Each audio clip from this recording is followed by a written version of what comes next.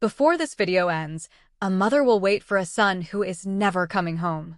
And the most painful part is, she still believes he's alive.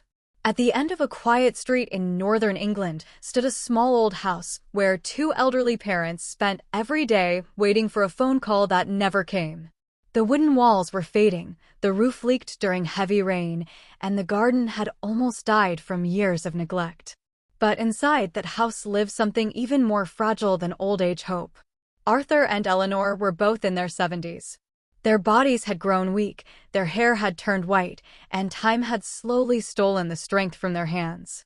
But every morning they still woke up early for the same reason. Their son, Daniel. Daniel was a soldier. Ever since childhood, he dreamed about wearing a military uniform. While other boys talked about money and cars, Daniel talked about honor, courage, and protecting innocent people. His father once told him, "A real man protects those who cannot protect themselves." Daniel never forgot those words. When he turned 22, he joined the army. His mother cried the night he left home. Not because she wasn't proud, but because mothers always feel when life is about to change forever. Years passed. Daniel was sent to dangerous places across the world. Snowy mountains, burned cities, empty villages destroyed by war.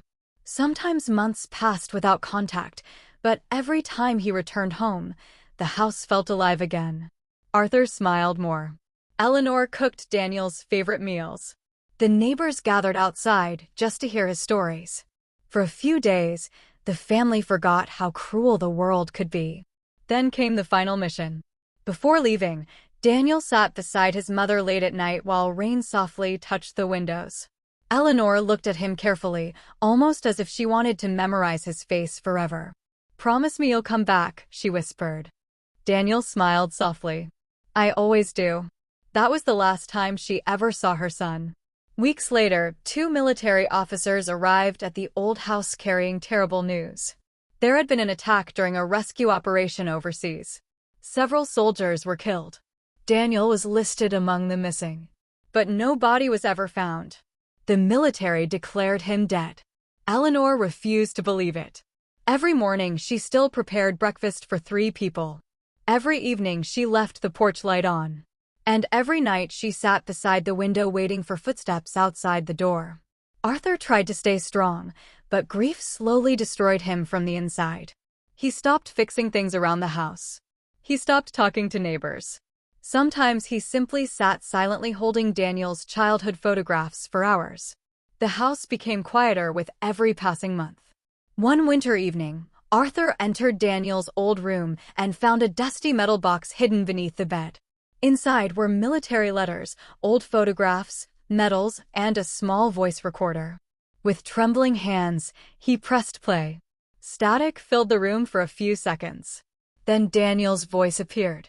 "If you're hearing this, there's a chance I didn't make it home." Arthur froze completely. Daniel continued speaking softly. "I recorded this before the mission because soldiers learn very quickly that tomorrow is never promised." Arthur's eyes filled with tears as he listened. "Dad, thank you for teaching me how to be brave even when life becomes unfair. And Mom, I'm sorry for every night you stayed awake worrying about me." Downstairs, Eleanor slowly entered the room after hearing the recording. The moment she heard Daniel's voice again, her knees almost gave out beneath her. For the first time since the military announcement, silence completely disappeared from the house. Daniel kept speaking. "If I'm truly gone, I need both of you to keep living. Don't spend the rest of your lives waiting beside windows and locked doors. I don't want my memory to become your prison." Eleanor began crying uncontrollably. Arthur could barely breathe. Then came the part that shattered them completely. "There's something I never told you. During my missions, whenever things became dangerous, I used to close my eyes and imagine home. Not the house. Not the street. You, because home was never a place to me. Home was the sound of Mom laughing in the kitchen. Home was Dad pretending not to cry during emotional movies. Home was the life you both gave me." Arthur covered his face with trembling hands. Eleanor held the recorder against her chest, as if it were her son himself. "If I don't come back, promise me one thing. Promise me you won't remember me for the way I died." Remember me for the life we shared together. The recording ended, and for several minutes, neither of them spoke. Outside, snow slowly covered the empty street while the old house remained silent beneath the cold night sky. Days turned into months. Something slowly changed after hearing Daniel's final message. Arthur started repairing the garden again. Eleanor began smiling occasionally. For the first time in years, they opened the curtains during daylight instead of living in darkness. The pain never disappeared completely, but Daniel's words gave them permission to keep living. One evening during autumn, Eleanor sat outside watching leaves fall from the trees while Arthur quietly placed 2 cups of tea on the table beside her. For a long moment, neither of them spoke. Then Eleanor smiled softly and whispered, "He kept his promise." Arthur looked at her with tears in his eyes. "What do you mean?"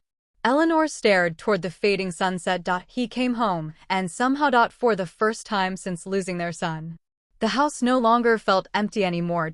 If you enjoy emotional stories like this, make sure to subscribe this channel before you leave. For now, that's all. See you in the next video.